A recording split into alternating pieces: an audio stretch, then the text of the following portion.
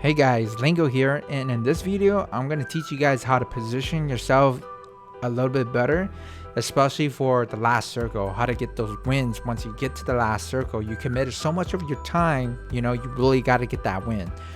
So I'm going to go ahead and teach you guys how to do that, and I'm going to explain step by step of exactly what I'm thinking, my thought process, and why I choose the position that I picked.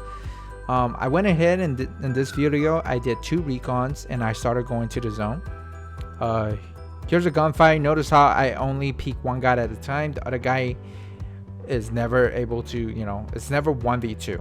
I position myself so only one person can seat me at a time, and when the other person almost tried to peek me, I strafed a little bit to the right. So I always fight one guy at a time. That's how you do 1v2. Nobody is that good where you're gonna be able to 1v2 when 2 people shooting you at the same time. You gotta, when you 1v2 a team, you gotta always angle out a position where you're able to fight one guy at a time. Unfortunately, I was trying to go to the position and some random guy just shot me while I was driving the truck. Alright, let's go ahead and look at how I fight Gulag. I always look at where they're going. It seems like that guy was either going middle or left, so I peek left. Since he's not there,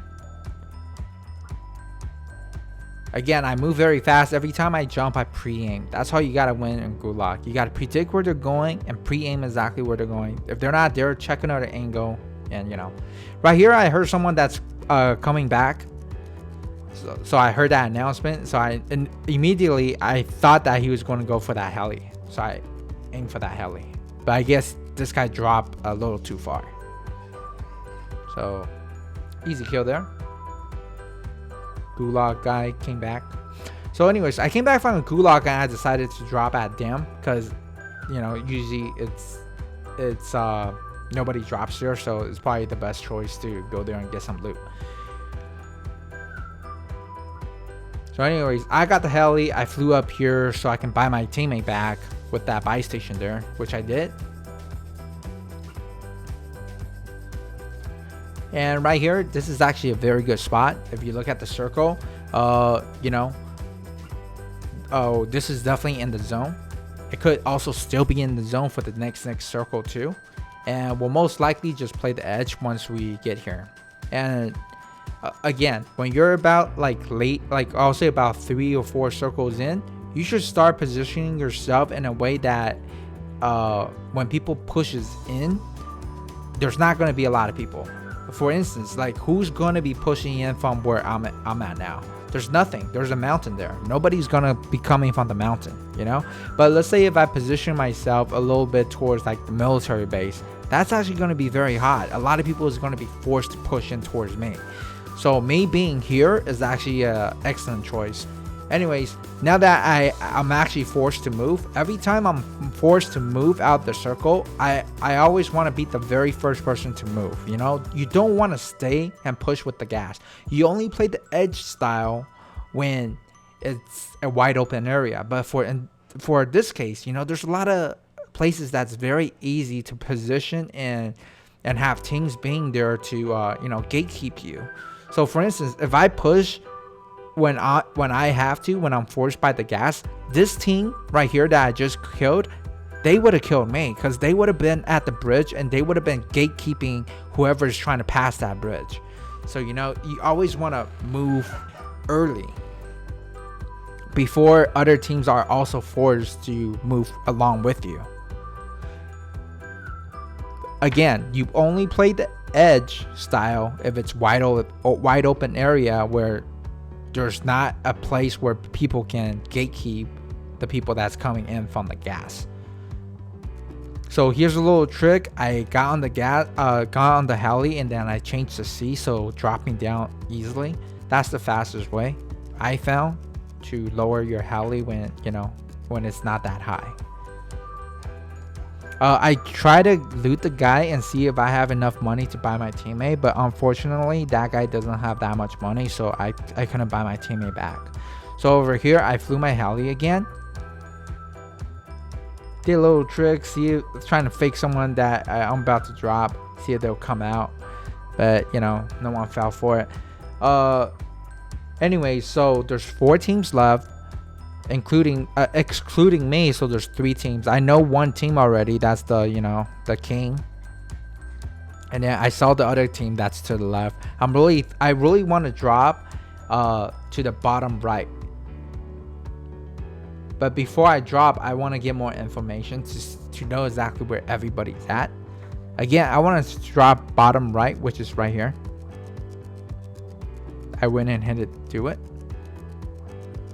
Unfortunately, that guy was actually in the house, so now I know exactly where each of the team is positioned at. So at this point, I position myself in a way that there's no way anyone is going to be able to, you know, have an angle on me.